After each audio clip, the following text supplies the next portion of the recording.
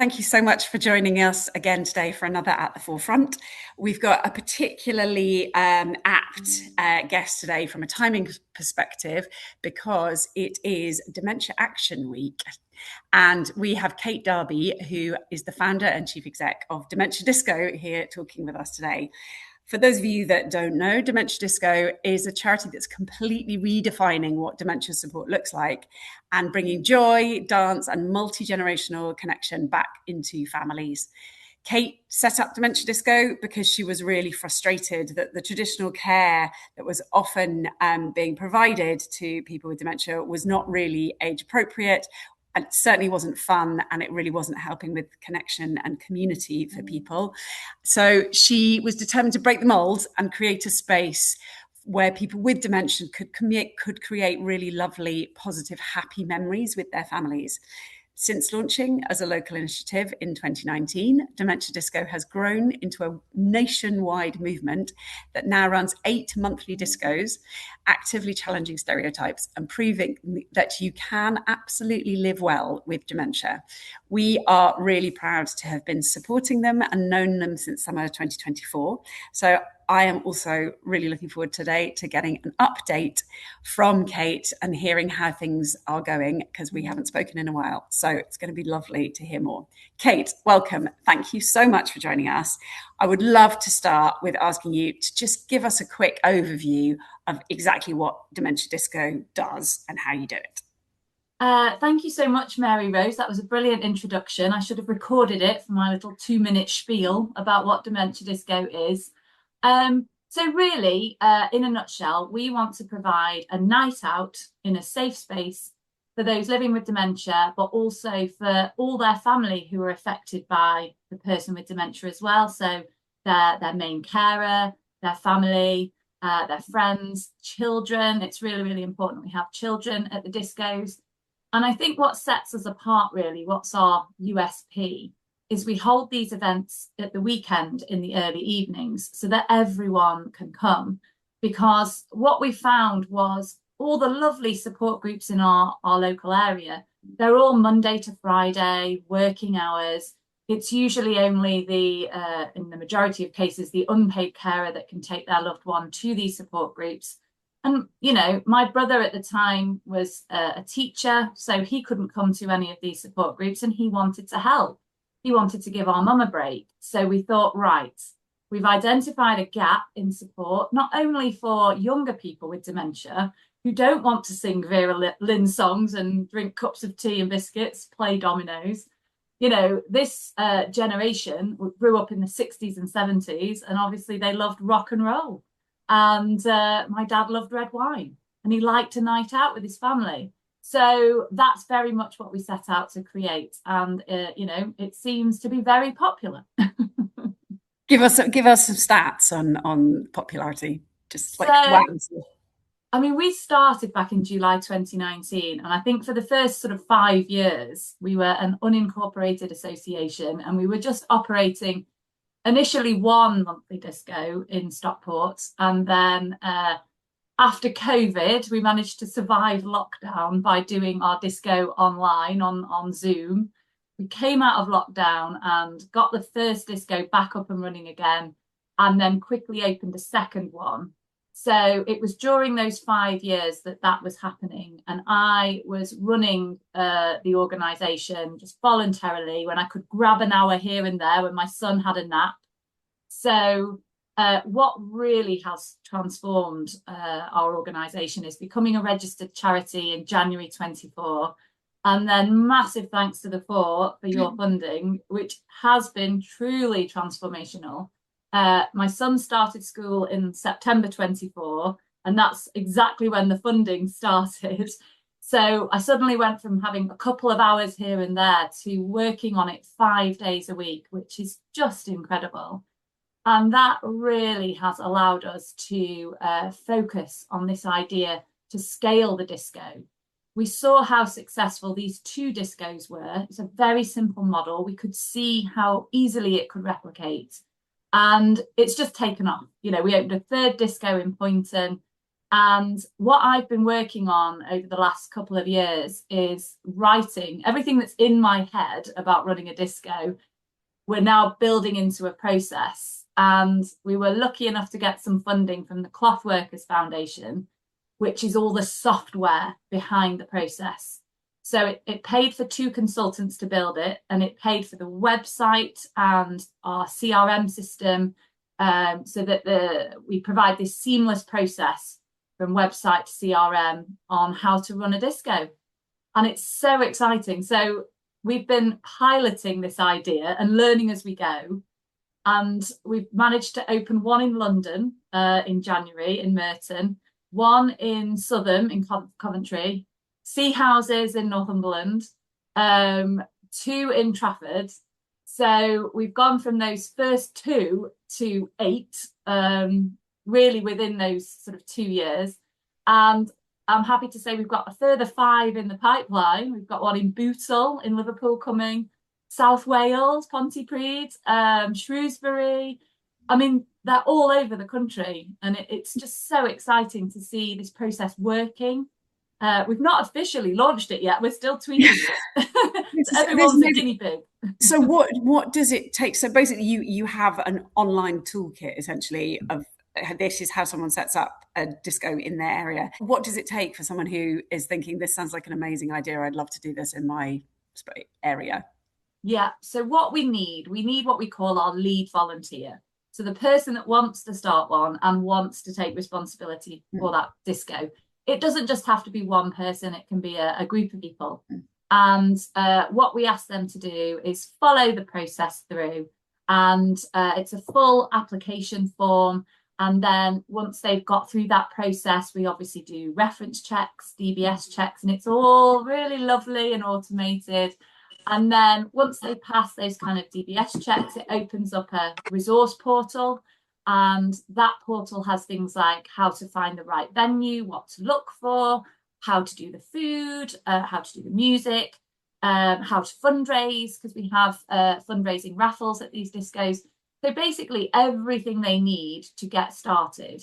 And the idea is it's sort of you can do it yourself, but of course, if they ever want to speak to us, they're very welcome. They have our email addresses and contact details. But hopefully, and this is why we keep tweaking this process, it should allow them to get all the way through. They'll have an interview with me, so they will speak to me and I will get to know them. But most of the process is automated. So yes, I reckon we're about 75% of the way there. And what we've done actually to make sure this process is very robust and it's got all the right governance and structure that we need is we've just appointed an advisory board of experts, and we've got some brilliant people on there. We've got a lawyer, we've got someone from the Alzheimer's Society, we've got someone living with dementia who can really truly inform that process and make sure it is everything it needs to be for the people living with dementia, making sure we're creating the right spaces for them. We've got people from other charities, all kinds of people, and it's a wonderful group. And we've had the first call last Friday, and I've given them all some homework. So they're reviewing the agreement between the lead volunteer and Dementia Disco, very important document, because obviously that sets out, you want to run a dementia disco, it must be done like this. And they're looking at policies and all kinds of things. So I'm very grateful to them. And we got one of the... Sorry, Mary. You're very official. I'm impressed. Very. All your governance in place. Absolutely. Also, I'm really pleased to say that we got one of our advisory board from the Fours Pro Bono Network. Oh, thank you so much. I'm so pleased that was, brilliant. That's lovely to hear. But to kind of go back a bit in terms of like where you are now, why do you think it is so hard to find age-appropriate dementia support? And let's talk a bit more about the problem and why the impact that has on people who have dementia and the lack of activities that they are able to access. I think there's a lot of misconceptions about dementia. So I think people who are not really in the space or haven't have lived experience of it may assume that it's older people. It's just older people that get dementia, and it's a disease that affects the memory, and that is just not true. More and more people now are being diagnosed with dementia in their 50s. These people are still working, and I think for a long time they're almost written off. You've got dementia, so you can't work anymore. You can't do this. This word can't keeps coming up. And actually, those people can still live really well. They can still work. Yes, the workplace may need to look at some reasonable adjustments, but these people are still incredibly useful and important to our society. We mustn't write them off. We must bring them into it in the community and make sure we're supporting them. So the age thing is a big problem. And also, people are not moving with the times. We're all getting older. And the people in their 50s that are being diagnosed with dementia, they were in nightclubs in the 90s, right? So I'm talking 90s dance music, house music, raves, glow sticks. We're entering this era, and we're starting to get requests for these kinds of songs in our disco from our younger end. And so you've got to keep moving with those times. People don't necessarily play dominoes anymore. They might. But, my dad loved to play table tennis. He loved actual tennis.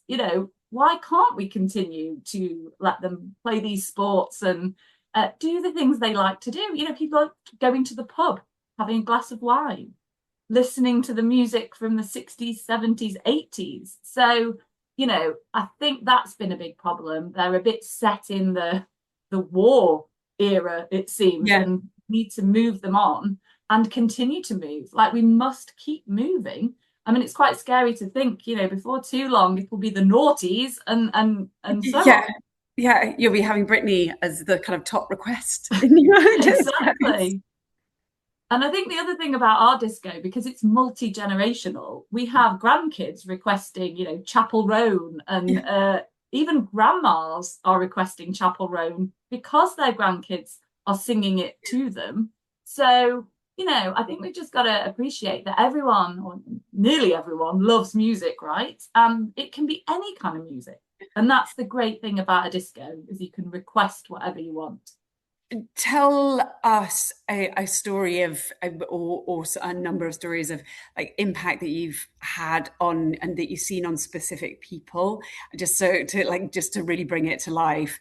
But also then if you kind of broaden it out, because I'm imagining that the ability to have fun with your family when you have got and are struggling with something like dementia is really, really good for people in ways beyond just that night at the disco. So give us we'd love to hear some sort of specific stories, but also then the broader impact that it has on people. Yeah, I think there are so many occasions where we see this impact on the dance floor. One of my favorite memories was a teenage grandson dancing with her grandma. I mean, it doesn't really get much better than that. You wouldn't expect a teenager to be dancing with his grandma on a Saturday night. And the nice thing is it's early, it's 5 till 7. So they can still go out in the evening and see their friends. But, he's had some quality time with his grandma. So, that has happened a lot. And I think whenever there's sort of 3 generations there, and, we're not there to talk about dementia. We're not a dementia support group. We're there to do everything but. We're there to just be a family again. And I think the music, it's so powerful. Someone who is largely non-verbal, who has dementia, comes to the disco. There's a song that just triggers something. They'll start singing. And because they're singing, they're more likely to start talking. And then all of a sudden, you're having these conversations. And that happens so often. And the feedback I get is, he hasn't spoken all week, and all of a sudden he's talking to his family.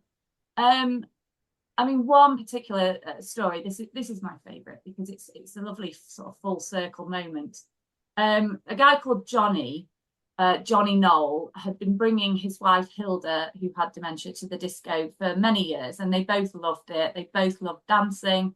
And, he's a real personality. He made lots of friends there. And then what's nice is that he'll go out with them to other things, you know, not just dementia disco. It's sort of broadening his friendship group. And when Hilda sadly passed away, we were like, Johnny, you must keep coming to the disco. You know, you're so many friends here, you're so popular. So we kept coming and decided to volunteer.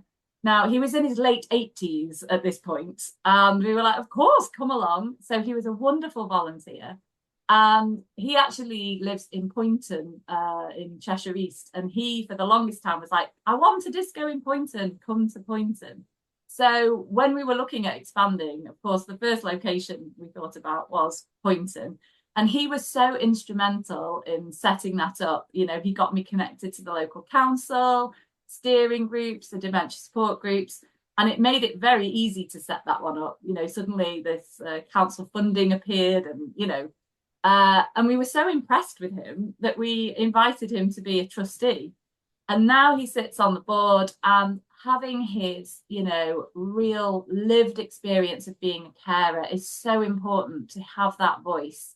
Because I think Nick and I, my brother, is also one of the co-founders. We can get very carried away with our ideas. And sometimes Johnny just goes, I'm not sure that's going to work. And it's very important to have that voice on the board.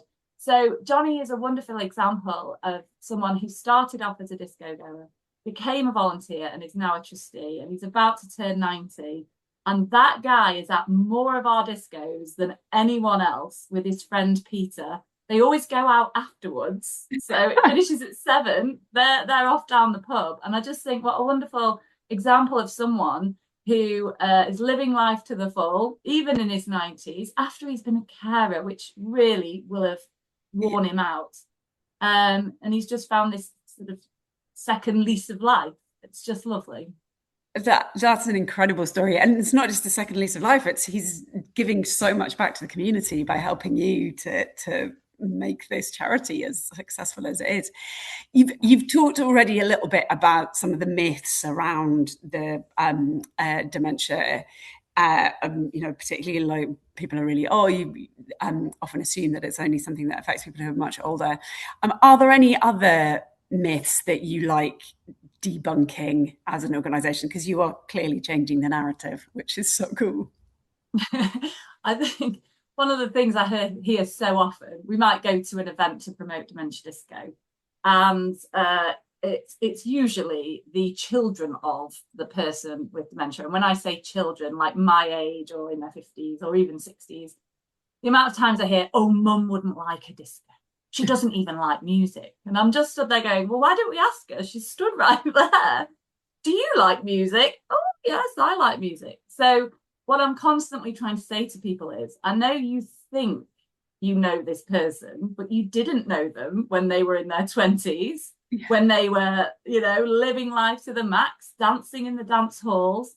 I said, it's all about getting that person back to that person, because if you can bring them back to a really happy time when music was really important, because as we all get older, we don't have as many opportunities to go out and this, that, and the other. You take them back to that place. That's when that sparkle comes back into their eyes, and they'll start talking about where they used to work or where they met their husband or whatever it is. They'll start talking. Yeah. And so I always say to these people who've already made the decision that it's not right for their mum or dad, just come and see. You can stay for 10 minutes. It's free. You've lost nothing. And I don't think anyone has come and gone, yeah, she really doesn't like this. And the feedback more often than not is, I can't believe she's been dancing all night. I didn't know she danced. I didn't know she really liked music. And then afterwards, I'm like, just play some music for her. Play it every single day and see the impact that it has. And I think it's also trying to change that narrative of, don't make decisions for these people that are still perfectly capable of saying what they like and what they don't like. And, you know, maybe they will like a disco.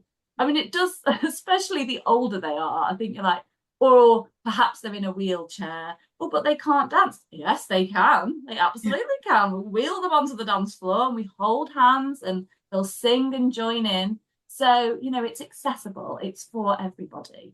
So, yeah, please make sure you're asking the person Yeah. what they want. Not assuming. Yeah, no, that's such a good point. So true. People commenting about that in the chat. One of the questions that someone has asked is, how do you make sure that the conditions and the sort of like things like the volume are the right level for, how do you cope with the different needs of different people? Yeah, I mean, when we say it's a disco, it is not a disco as you might know it. It's not very loud music and bright lights flashing around. So obviously we've made adjustments to our disco. We like to keep the music at a volume where people can still easily talk to each other. So there's no like shouting to be heard. So it's certainly quieter than a normal disco. And we do still have lights because actually the lights can have a real sensory impact. And even someone who doesn't necessarily join in the dancing or is talking, you'll just see them looking at the lights. And I think it can be quite relaxing. So they're not pumping in the face lights, they're very subtle. So we definitely make those adjustments. And also, if some people are finding it a bit loud, we'll make sure we sit them towards the back. So yeah, it's quite easy really to make those spaces suitable. And I'm not saying the disco is appropriate for everybody with dementia because there's so many different kinds of dementia that affect people in different ways. And yes, that kind of environment will not be suitable for everybody. It will be overstimulating. But one thing we have found that has helped is I got lots of feedback in the early days going, oh, 5 till 7, that's a bad time for sundowning. And sundowning is particularly in the wintertime when it's getting darker much earlier. People with dementia will pace up and down, up and down. And I remember my mum going through this with my dad. And it's like, actually what the disco does is it allows them to put that energy onto the dance floor. So when they want to wander up and down, we're actually giving them a place to move. And I think in a lot of cases that is improving that. And they're getting them home for bedtime after that has passed, when they feel they've been physically active and now they feel tired, and hopefully they'll have a better night's sleep. So lots of assumptions are made, I think. And actually we're finding, oh, it's really helping that too. So that's fantastic. We've got lots of really good questions coming in the chat. Do you have a music license so you don't infringe copyright? And how? Oh yeah, let's go with that one, and then there's something more on the charity, and which I want to ask you about as well. So yeah, how do you like music licensing and all of that sort of stuff? How does that work for people wanting to run music licensing is an ongoing headache for me. I think there isn't actually a proper solution for what we're trying to do. We get around it though because I think all but one of our discos now has a DJ, and a DJ owns their own music. So as long as the venue has a PRS license, then the DJ can then play their own music that they own. We have had to use Spotify at times, and you're not technically allowed to use Spotify in public. But I've got around that by having an account with Soundtrack Your Brand, which is the corporate arm of Spotify. And I pay them a subscription to allow us to play playlists at our locations. Now, the problem with Soundtrack Your Brand is it's more about providing background music in offices. That's what it was designed to do. And of course, a disco where you're taking requests, a static playlist is not very helpful. So we kind of use Spotify in parallel with Soundtrack Your Brand to allow us to take requests. So it's not easy, it's not straightforward. I'm actually sort of banging the door of Spotify at the moment to try and come up with a solution, because we are obviously not the only charity that plays music at their events and support groups. So I think they really need to figure something out for charities to allow us to do that, because we have to be able to give people access to music. It's so important. So there isn't a solution. Anyone listening who knows anyone who works for Spotify, please do help Kate get in touch with them. Yes, please. Going back to the charity and what you are doing with the organization, you are now growing really fast. and you need more people power. Talk to us a bit about your volunteer model and how and your previous experience that has helped you, inspired you as well, your net to bring in more volunteers and to build the network. Yeah, I think with the volunteers, we've always had a sort of steady flow of volunteers, particularly in the area I'm from. So Stockport, there's an amazing infrastructure organisation called Sector 3, and they have a volunteer hub, and we've always had our volunteer roles advertised on there. There's been a steady stream of them coming through there. But what really, really helped was we were on BBC Breakfast in January. In one day, we had 50 new volunteer applications come through, because obviously you can access it on the website. And these volunteers were from everywhere. They were from as far north as Edinburgh, down to the south coast, into Wales. And what we tried to do because this was when we just had 3 discos, so we were trying to see if any of these volunteers lived near any of our current disco locations. And for the people where we didn't have a disco nearby, we've just kept them on a list, and we're like, just bear with us, we're growing. So every time we open a disco in a new location, we'll go back and we'll try and map those volunteers onto those discos. So yeah, that's not been a problem for us for a while. And we've just kind of introduced some new roles into our kind of volunteer network. So we now have a DJ volunteer, which obviously is specifically to provide the music. And this is helping with the licensing issue, because obviously they bring their music with them. We have a catering volunteer as well, for those who specifically want to make the food for that disco. And obviously they follow a slightly different process with food hygiene certificates and what have you. So, and other ways that we try and keep our volunteers sort of with us and happy. We did have a volunteer night out a few months ago, which was absolutely brilliant. And I think it's very, very important to, recognise your volunteers and reward them and thank them as often as you can. I know money is often an issue, but there are lots of ways you can support your volunteers. I just took 4 of them to our Stockport Rocks Awards ceremony, which is specifically for volunteers. So they were all nominated for awards. So that is another way, another free way you can, reward and recognise your volunteers. By the way, we've had somebody, Sasha, thank you so much, has a data analyst friend at Spotify and is keen to help connect. And Alexa Quinn is keen. They are, I think, sorry, yes, that's Alexa is interested in supporting you with the Spotify issue, because they play music in care homes and have a similar, so would love to. So well, hopefully this will be a really useful, you get some really useful connections out of this conversation.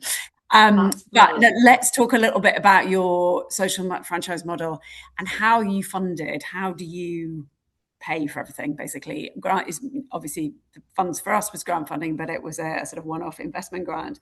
But moving forward, how are the costs covered? So we've always operated on a model because it's totally free. It's free to attend, it's a free meal.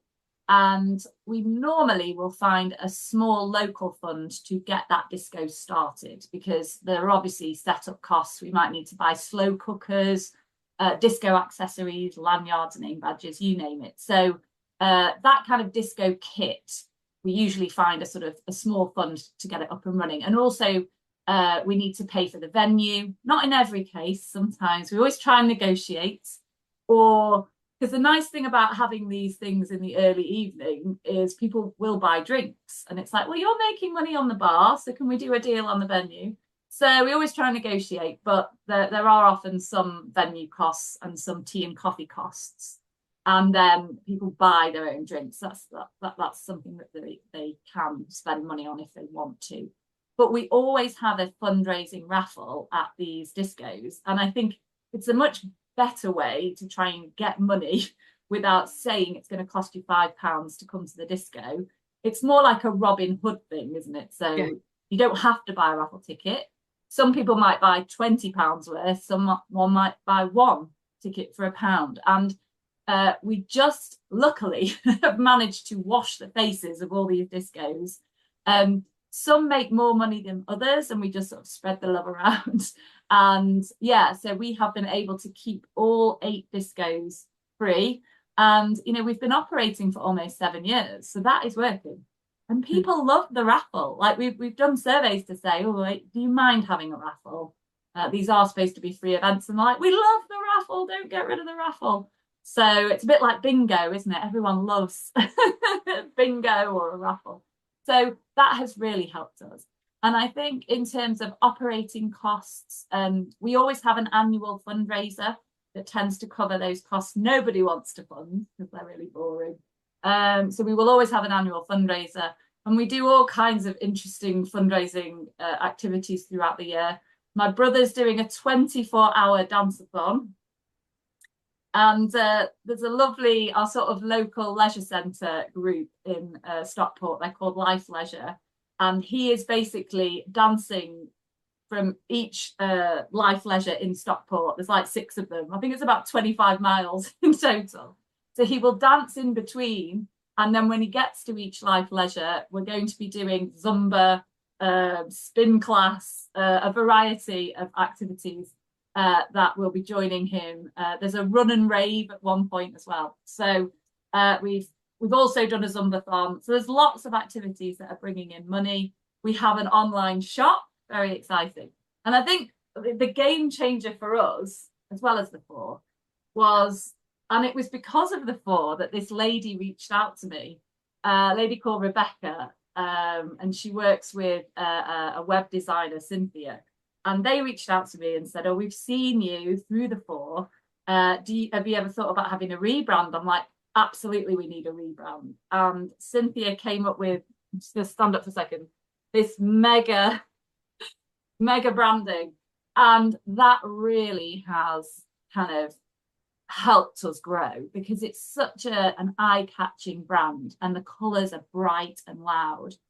And most importantly, it is not like any other dementia charity I've ever seen who, quite rightly, because it can be a somber subject, their colours are quite somber, and we're nothing like that. We are loud, we're changing the narrative. But because the branding's so cool, it's, we've set up a range of merchandise that you can now buy on our website. And, so that's bringing in some income. So we have a variety of income streams. But I've forgotten anything. I don't know. Lots. But a very good diversified income model. Well done. That's amazing. Yes. Yeah, not too reliant on any one thing. Keeps you nice, exactly, stable and secure. Because you do also, it's not just the discos, you're also doing much more campaigning now as well. Tell us all a bit more about that, and also, like, how big is your team? I mean, yeah, how do you do it all? And it was interesting about you saying about you bringing your volunteers together, but obviously that only works when your volunteers are all in the same place. But now you've got discos all over the country. It's going to be harder. Oh, and we've got some people with questions as well. Anyway, so quickly talk about the wider campaigning stuff, and then we'll come to the questions. Okay, so we kind of started a campaign arm of Dementia Disco called Dance Against Dementia. And every year we're going to have a new sort of theme. Last year's Dance Against Dementia, we were protesting against the NHS's removal of the dementia diagnosis target from their planning guidance. And in the Alzheimer's Society, we're already doing a huge campaign, but we thought, rather than just have a petition, we want to do it slightly differently. So we wanted to log dances. So we asked everybody to dance every single day for 66.7 days, because 66.7% was the percentage target that had been removed from the planning. So this was right across April, May, and sort of into June. And we managed to log like 5,600 dances during that time. We've lost you, Kate. Andy, would you like to come online to give us your question, and then we can put them to Kate when she comes back? Yeah, I'm gutted that Kate isn't here because I've been a massive fan for so long, and her enthusiasm and passion is just infectious. And it wasn't so much a question. I was just going to comment that I lost my father 2 years ago to vascular dementia and Alzheimer's, and he went from being a captain of industry to passing away within less than 2 years. And when he was in the home, I can really relate to what Kate said. He would sit in an armchair and they'd do the most boring activities. They'd throw sponge balls at Skittles or dance to Vera Lynn. And I've got a wonderful video of me and my dad in his room dancing to Shakin' Stevens' Green Door. And he was jigging around. And at the end, he gave me the biggest hug. And it was the only time in my life he told me that he loved me. And I think that was because of the music. And even a few days before he died, when he was bedridden and non-communicative, we'd sit and we'd sing Christmas carols to him, and you could hear him humming along to Jingle Bells. So I just wanted to say to Kate, incredible. I'm such a big fan, and thank you for giving us relatives of people that are going through that some hope and some inspiration. Amazing. Thanks, Andy. I am so sorry. I am back. I was having a few laptop issues. What did I miss? Don't just from where we were at, we were talking about the how your campaigning ties in with your core mission, which would just remind everyone what your core mission is as an organization. So basically, our sort of we're tweaking our vision and mission at the moment, but our overarching dream is to give everyone living with dementia access to music and dance every day. Just as a slight side project, we've just launched Daily Dance, which is a series of dance videos incorporating exercises developed by Manchester University to prevent falls. So the idea being that you get up every day and you do one of these fun dance routines. And we've paired up with the most amazing professional dancer called Elsa McPhee, whose social media handles are The Daily Dance. So we were destined to meet. And she is creating these amazing videos to really popular songs. And she gets dressed up in costumes and she goes on locations. And if you go onto our website and find our Dementia Disco TV page, eventually there's going to be sort of 240 of these videos. There's about 30 on there at the moment. And so the idea is wherever you are, whatever your ability, because she splits her screen. So there's always a dance where she's standing and she does the same dance sitting.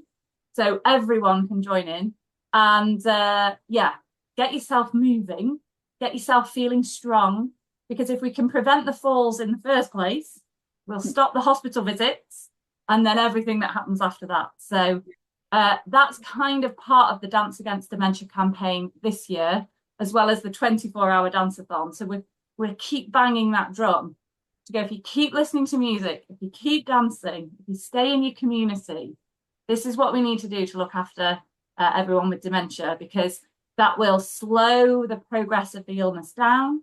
And also it's preventative as well. So if we can get people doing this right now, then hopefully it might not stop you getting it entirely, but it might delay it coming on. That's, yeah, it's such a fantastic mission to have. And it sounds like, you've got a real chance of succeeding. Just to go back a moment, one of the sections of the question that we didn't manage to quite get answered, which someone has asked, they'd really be interesting to hear. How big is your team?